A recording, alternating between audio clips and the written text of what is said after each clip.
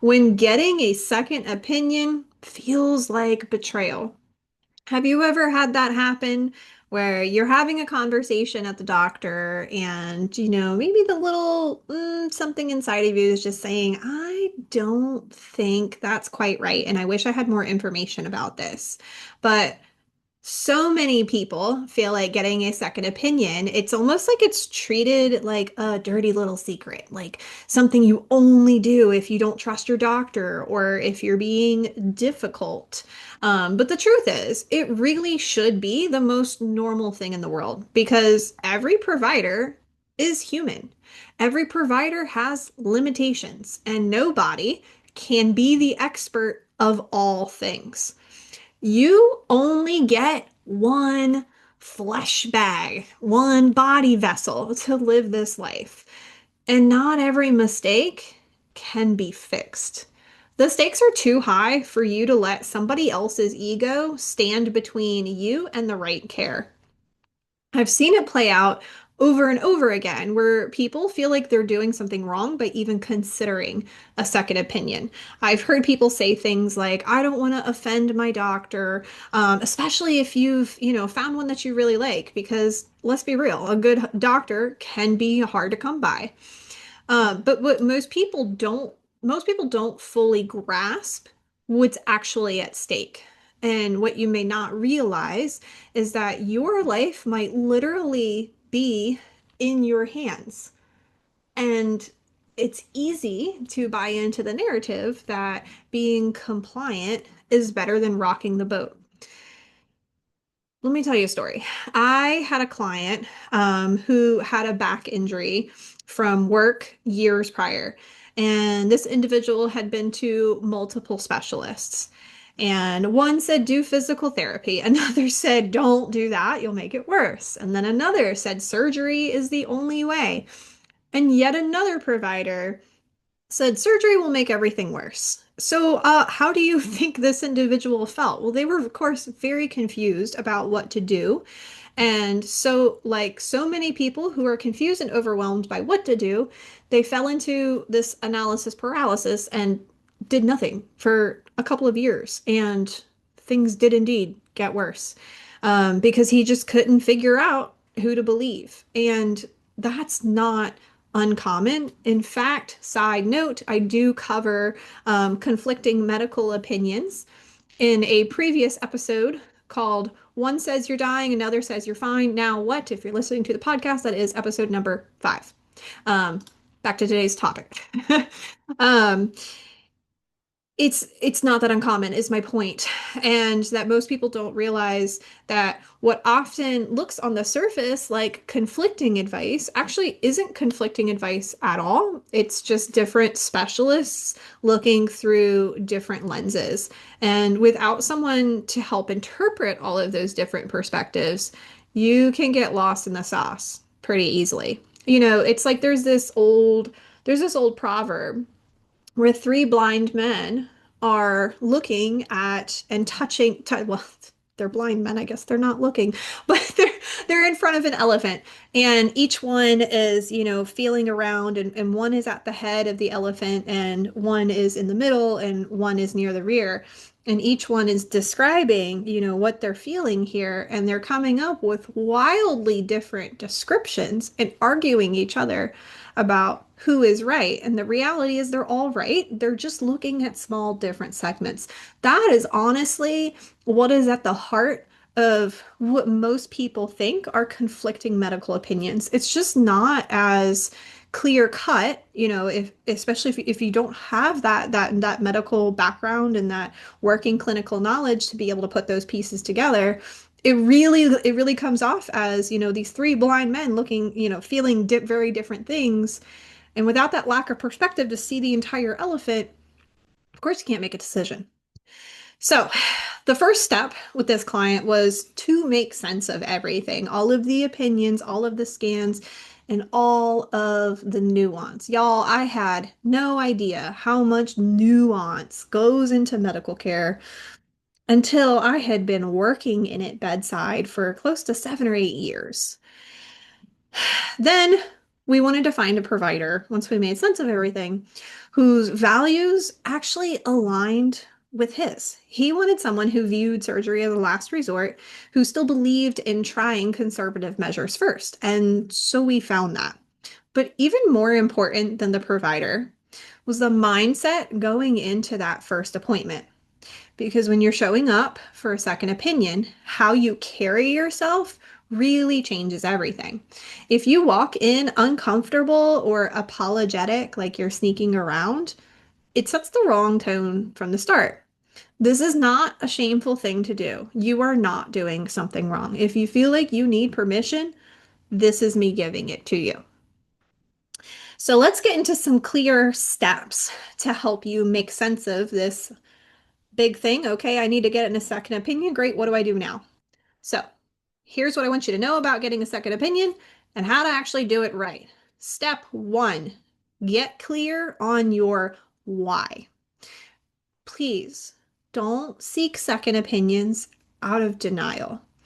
If every piece of evidence and every specialist keeps pointing in the same direction and you're just looking for someone to tell you something different, that is not strategy. That's fear. I've seen that play out too with some of my clients.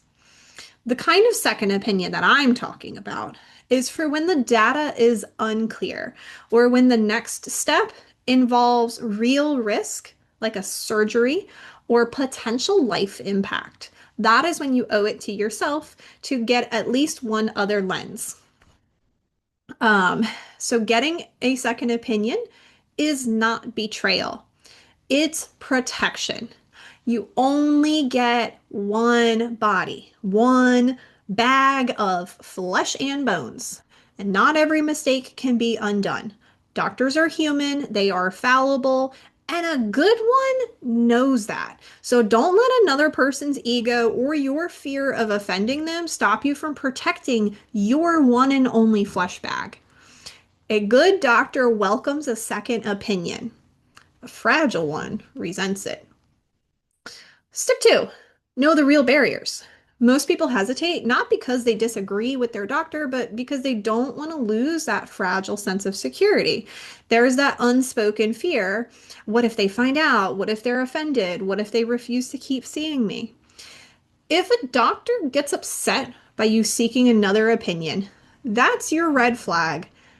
Your doctor-patient relationship is not as good as you thought it was. Step three, prepare for the appointment. Now, so often people move through steps one and two and secure that second opinion appointment, not thinking that the job there is done. And so this is actually the step where most people kind of blow the opportunity, not because they meant to, but because they show up uncomfortable and it reads that way. And from the provider side, I'm going to be honest, that energy can be misread as something else. It's kind of an unpopular thing to say out loud, but there really truly are people who come into healthcare settings with shady motives. Let's be honest, doctors carry prescription pads that a lot of people have addictions to. And I am not painting all disabled people as scammers, but the fact is that there are bad eggs who have created then an image that kind of can spread to others. So what's most important is that you show up. You don't show up secretive or ashamed, because even though you're not trying to hide bad intentions, when you show up with that kind of energy, you can unconsciously trigger bias that your provider is looking to figure out what it is that you're trying to do. Instead, please go in calm, confident, and prepared. Have your questions written down and know exactly what you are hoping to learn. Be upfront, especially if you've seen multiple providers for the same thing. That tends to be a red flag in the medical world. Don't try to step around it, own it. You're going to say, yeah, I've seen multiple providers for this, and here's why. When you own that narrative, when you're upfront about it, when you can set the tone, it quiets suspicion before it can even start. Stop acting like you're in trouble at the principal's office. You are not doing anything wrong by getting a second opinion. Go in like a professional, organized, confident, and transparent. Say, I've seen a few providers for this, but I'm still trying to understand the best next step. That's it. You're just collecting data for yourself. When you walk in confident, the entire tone of the appointment changes. Step 4. Did I say that already? No. Okay. Gee, I've counted to 3 and already lost count. Step 4, reframe what conflict means. Conflicting advice does not automatically mean that someone is wrong. It could, but that let's not just jump to that. It might just mean that you're seeing different slices of the truth. Again, go back to that elephant metaphor. The orthopedic surgeon is he sees the structure and mechanics. The neurologist sees only the nerve signals, and the physical therapist is looking at function and movement. Each is valid, but none is complete in isolation. That is why synthesis, someone to interpret all of those perspectives and put it all together for your unique, nuanced situation, is so powerful. You do not need a referee between your doctors. You need a translator. Your job is not to decide which doctor wins. It's to collect the puzzle pieces, line them up, and see the pattern that emerges. Stop chasing agreement and instead start building understanding because the goal isn't one opinion, it's a complete picture. So, step 5, align with values. Once you've gathered the perspectives, look at the plan that matches you. In my client's case, that meant finding a surgeon who believed that surgery was a last resort because that's how he wanted to approach his body. Not all providers operate from the same value system as you. This particular client, he had had a situation where he was seeking a second opinion, did not do research on the provider on that provider prior to making the appointment because he just didn't know. And this is before my time, but evidently he went to this appointment. The provider walked in before he ever had a conversation with my client, walked in and said, "Oh, yeah, I looked at your scans and I booked you for surgery already." What? That's crazy. This is well, first of all, I'm going to say there's ego at play there with that provider. But secondly, this is why it is so important to figure out what your values are and do your best to find a provider that matches those. Um, because the final appointment that we made with a provider whose values aligned with his, it became collaborative instead of combative. Because second opinions don't have to be adversarial. They can actually rebuild trust when you approach them with clarity and not shame. So here's what I've learned through all of this. Getting a second opinion doesn't make you skeptical, it makes you responsible. I wish it wasn't taboo. I wish it was standard practice. When high stakes medical decisions are being made with unclear data, if I was queen and ran the world, a second opinion wouldn't be a battle. It would be automatic and not just an option, but actually with a pathway to make that accessible, supportive, and encouraged. Because every good doctor knows that, you know, there's only good that can come from a second opinion, even on the provider stance, because that collaboration either helps to reaffirm that they were on the right track or has the possibility to open their eyes to perspectives they were not aware of.